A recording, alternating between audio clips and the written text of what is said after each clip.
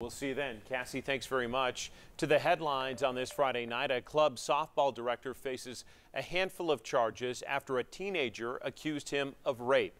Kenneth Smith faces 2 charges of rape by an authority figure and 1 charge of soliciting a minor. According to the arrest warrant, a girl on Smith's team says he sexually assaulted her multiple times in March of this year. She was 17 at the time. The warrant also says Smith confessed to having sexual contact with her multiple times. We also learned that Smith did work for Knox County Schools in security and as an educational assistant from 2008 to 2015. And earlier this month, a church youth leader was arrested after deputies say she sent nude photos to a 16-year-old. Courtney Bingham is facing aggravated statutory rape and solicitation of sexual exploitation of a minor charges, and Department of Child Service Special Investigations Unit is looking into that case. As those 2 cases develop, psychologists say it marks an opening to talk to kids about warning signs and how to stay safe.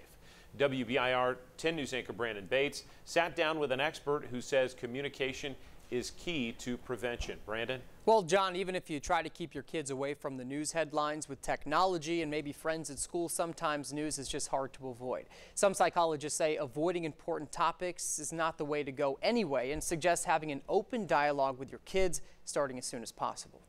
As children grow up, exposure to harsh news happening in the world is inevitable. We have a 24-hour news cycle, and there's a strong likelihood that a small child, a grade school child, will see something on the news where they talk about a coach or something like this taking advantage of their dependence of the young kids in their charge. Recent news of 2 Tennessee adults at the center of statutory rape investigations, Kenneth Smith of Maryville, who was charged, and Michelle Bingham is facing accusations, could be a conversation topic with your teens, some psychologists say. That's a teachable moment.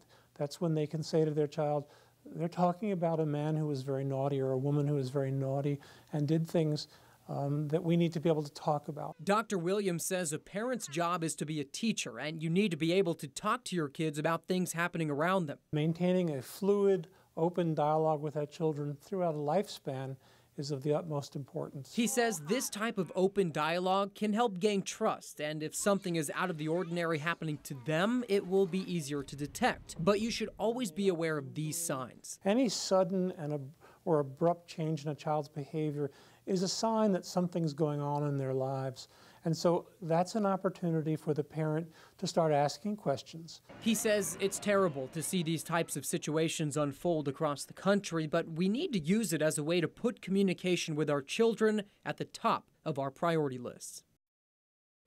And if you do talk to your child after noticing some kind of attitude change and still have no luck getting to the source, Dr. Williams says that's when you might want to seek professional help. John? Brandon Bates on the story. Thank you. If you or someone that you know is a victim of sexual assault, there is help. You can call Sexual Assault Center of East Tennessee at the crisis hotline 865-522-7273. That line is open 24/7, and you can find that number and other resources online right now at WB.